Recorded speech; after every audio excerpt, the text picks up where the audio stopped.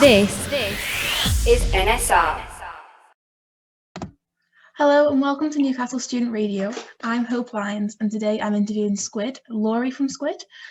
First off, I'm a massive fan. I've been a fan since I first heard Houseplants, and it's like just a staple on our playlist whenever we go out, and it's just a great song.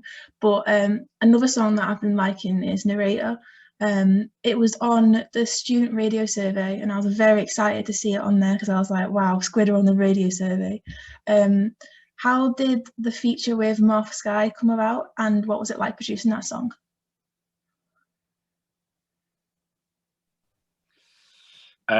We were writing it down in Margate for maybe 2019 November, and we just thought it worked really well with a female vocal. So Martha came down and kind of improvised some vocal melodies with us, and then her and Ollie went away maybe like over the next couple of months and ended up writing the story. And the idea came from like a film Ollie saw called Long Day's Journey into Night, which is as much about the story as it is those who narrate the story. So the idea was like how you can narrate a story, but that story's warped by the male gaze so often because predominant amount of people are male writers, and how this can often like put women in positions which are subjugated or like not like dominant. And Ollie basically wanted to play on this within their lyrics. Yeah, I thought it was really interesting. Like, I'm producing it. Yeah, the depth between the voices. Obviously, like the main voice and the women's voice. Like that's a really interesting mix. Onto the album. This is actually a question from my friend who's also a big fan. He wanted to know, with lockdown, was the album recorded like all together live or separately? We were at Dan's studio in Streatham. That's Dan Carey, who does like Speedy Underground. And we were there from mid-July to mid-August, so about 4 weeks in total. But actually most of the live tracking, apart from vocals, so bass, guitars, synth, drums, and a little bit of horns, were done in different takes in the first week. It was mainly like we kind of wanted to create a coherence throughout the album, and so originally had the plan of recording the whole album in one take and just doing that as many times to get it really good, but decided it would be a better idea to like swap the album into different groups of tracks, so like 2 or 3 tracks, and then record them in different days. And I guess because the album's so like quite eclectic and quite eccentric, that we thought it'd be nice to do it that way, just to kind of gel the different tracks together and hope that it worked. I had a question about any of the old tracks, if they're going to be on the album, and if like there's going to be like, obviously Black Country had a new album and they redid all of their, well, not all of them, but a lot of the lyrics. Are you thinking about doing any of that with like Houseplants or? Well, for this album, actually, we really wanted to create a completely new body of work. So none of the tracks that we previously released have been on this album. There might be there's definitely some tracks that we've written, especially one which is about 3 years old, and some that we've toured in the past couple of years. But for the most part, it's a pretty new record. Yeah. It's exciting to hear all the new stuff.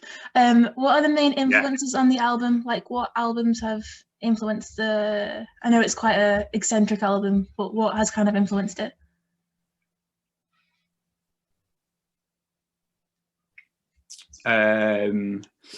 It's hard to say because between the 5 of us, we listen to a shit ton of music.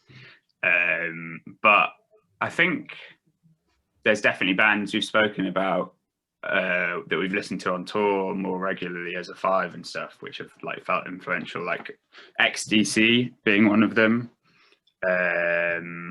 Talking Heads, I'd say, come up pretty regularly. And then like lots of different varieties of krautrock, like Can and Holger Suke, I think have all been pretty big influences on it. But then it's interesting, like being with Warp Records, and you know, me and Ollie especially, but everyone to some degree, have been big fans of Warp from quite a young age, and big fans of their output in terms of like the experimental electronic music side. So like, yeah, definitely has got quite a lot of different influences coming in. Some of it from the electronic world, quite a lot of it from like old post-punk worlds, but like just meshing together and hoping it doesn't sound too incoherent. I think that the way you engage with your fans is really good. Especially, well, I've got two things here, but the Squiet Please playlist, I think that's really cool. Could you give me a song that isn't on the playlist that my viewers can listen to this week?